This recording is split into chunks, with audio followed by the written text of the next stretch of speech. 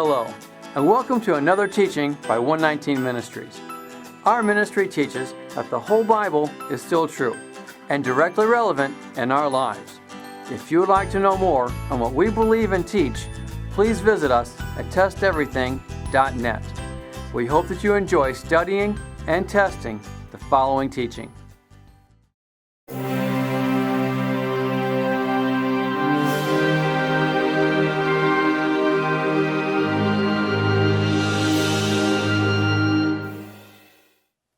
Have you ever stopped to wonder what exactly Yeshua was meaning when he told us that he was the way in John chapter 14? John 14:6. Yeshua answered, I am the way and the truth and the life. No one comes to the Father except through me. For most of us, it's obvious. It means he's the only way to the Father. No one can get to the Father except through him. So, that's what he meant, right? Of course, we completely agree. However, do you think it's possible that maybe, just maybe, there is more to it than that? Yeshua is indeed the way, but is it that he's just a path to the Father, or that he is the way of life? Let's begin defining what the word way means in the English according to dictionary.com. Noun. Manner, mode, or fashion, a new way of looking at a matter, to reply in a polite way. Characteristic or habitual manner. Her way is to work quietly and never complain. A method, plan, or means for attaining a goal. To find a way to reduce costs. A respect or particular. The plan is effective in several ways. A direction or vicinity. Look this way. We're having a drought out our way. There you have it. Yeshua is the manner, mode, or fashion of the Bible. He is the Word. It's through the Word we should filter all things. He is the characteristic of what the Word of God says and is. He personifies the Word. He is, in the way he lived, the method, plan, or means of attaining salvation. It's impossible without him. His life, how he lived, is how we are supposed to live. He is the direction in which we need to turn our lives toward. He is the way in every way or aspect of life. Perhaps that isn't enough, though.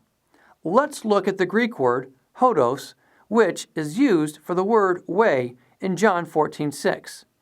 This is what we find according to Strong's on blueletterbible.com. Properly, a traveled way, road. A traveler's way, journey, traveling. Metaphor, a course of conduct, a way, that is, manner, of thinking, feeling, deciding. In John 14, Yeshua is telling us that he's the road, the journey, yet at the same time, he's the course of conduct. He's our example on the way we should act and live our lives. He is our way of thinking, how we should feel, and what we make our decisions based off of. Yeshua really is the way, in every way. He is the path to salvation, the path to God. He is our example of how to live. We should be following all of God's commandments, just as he did. He showed us the way to live. He showed us the life course to follow. He even showed us how our behavior and attitudes should be. Yeshua is the way which is the truth and life. The narrow path, as mentioned in Matthew chapter 7. Enter through the narrow gate, for wide is the gate, and broad is the road that leads to destruction, and many enter through it. But small is the gate, and narrow the road that leads to life, and only a few find it. For a closer look at these verses, please see our teaching titled, Narrow-Minded. Yeshua is the answer to lead us to God in how we live, the path we take, and what our measuring stick is to actually be. But we know that he could not add to the law or take away from it, according to Deuteronomy. Deuteronomy chapter 4. Do not add to what I command you, and do not subtract from it, but keep the commands of Yahweh your God that I give you. And Deuteronomy chapter 12. See that you do all I command you, and do not add to it or take away from it. Knowing this, we can only conclude that he is referring to something that has already been established. Plus, knowing that he is the Word, can we find any parallels in the Torah as to just what the way is? We believe so. Please compare. Deuteronomy chapter 5. Walk in all the way that Yahweh your God has commanded you, so that you may live and prosper and prolong your days in the land that you will possess. Deuteronomy chapter 9. When I looked, I saw that you had sinned against Yahweh your God. You had made for yourself an idol, cast in the shape of a calf. You had turned aside quickly from the way that Yahweh had commanded you. Deuteronomy chapter 11. See, I am setting before you today a blessing and a curse. The blessing, if you obey the commands of Yahweh your God, that I am giving you today.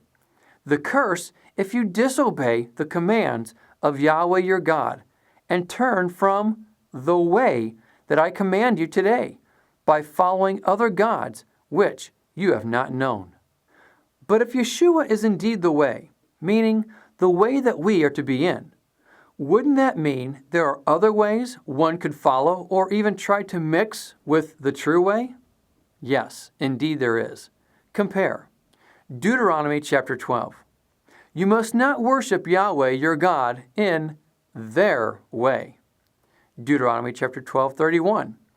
You must not worship Yahweh your God in their way, because in worshiping their gods, they do all kinds of detestable things Yahweh hates. They even burn their sons and daughters in the fire as sacrifices to their gods. We are clearly instructed not to worship Yahweh in any other way except what he has given. Thus, the words of Yeshua saying how he is the way. There is no other way that is acceptable to Yahweh. Period. Deuteronomy 13. That prophet or dreamer must be put to death because he preached rebellion against Yahweh, your God, who brought you out of Egypt and redeemed you from the land of slavery. He has tried to turn you from the way Yahweh, your God, commanded you to follow. You must purge the evil from among you. So, live as Yeshua did, following the whole Word of God, not just a part of it. After all, he is the way, all of it. When searching for directions to go somewhere, do you need all of the map or just bits and pieces of it? You need all of it. What good is a map that only gives you parts of the way to go? Likewise, we are to follow Yeshua's example in all of life, for he is truly the way that leads us to the Father. We shouldn't try to take bits and pieces of his life and say, that will do. No, we need all of the map, all of the way, all that he lived and exemplified for us. Knowing the manner in which he lived is the way we should live, then we certainly can't remove any part of it after he died and rose again. If that was the case, then the way changed. Yet we know it didn't change, as Christ is still the way, both before and after his death and resurrection. In fact, notice these verses that actually show that believers were a part of what was even called the way, showing that they were indeed following Yeshua's example after his resurrection. Acts chapter 18, verse 26. So he began to speak boldly in the synagogue. When Aquila and Priscilla heard him, they took him aside and explained to him the way of God more accurately. Acts 19:9. But when some were hardened and did not believe, but spoke evil of the way before the multitude, he departed from them and withdrew the disciples, reasoning daily in the school of Tyrannus. Acts 19:23. And about that time there arose a great commotion about the way. Acts 24:14. But this I confess to you, that according to the way which they call a sect, so I worship the God of my fathers, believing all things which are written in the law and the prophets. Acts 24:22. But when Felix heard these things, having more accurate knowledge of the way, he adjourned the proceedings and said, When Lysias, the commander, comes down, I will make a decision on your case. The way. Are you a part of the way? Is it obvious to the world around you? Pursue Yeshua, the living word, the example of how to live, and you will find yourself closer to the Father than ever before. 1 John chapter 2.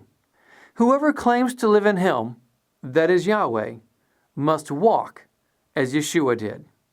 So, the next time you read about Yeshua being the way, or even when we are told about the way to go or to live, think of Yeshua, for He is truly the way that exemplifies how we are to live our lives every day. That is, following the eternal Word of God. We hope you have enjoyed this teaching. Remember, continue to test everything. Shalom.